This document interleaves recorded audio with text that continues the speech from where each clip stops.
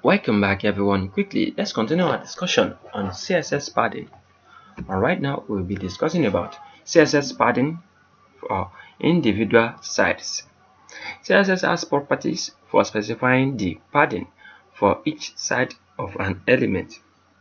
Padding top, padding that top, padding that dash right, padding dash bottom, padding dash left.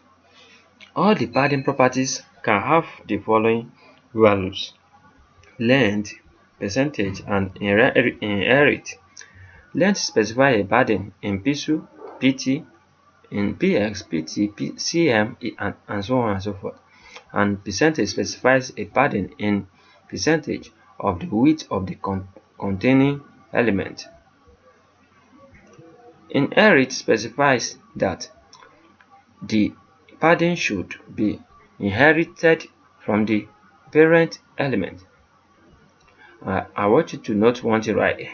Negative values allowed. Negative values allowed.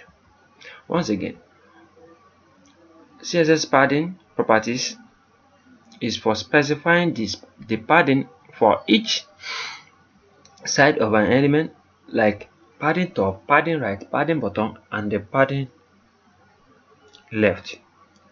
So for us to explore this, we are going to be using all these padding properties just to do something nice. I don't want this tutorial to get too long. Anwar, akorede, ayofe is my name once again. I wish to see you guys next time to the next tutorial. Bye bye.